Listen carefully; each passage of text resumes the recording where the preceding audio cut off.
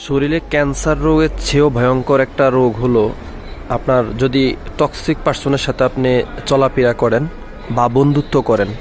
Toxic মানুষ চেনার উপায় হলো যে ওরা আপনার ভালো দেখলে অনেক বেশি জ্বলবে, আর খারাপ কিছু দেখলে ওরা মজা করবে।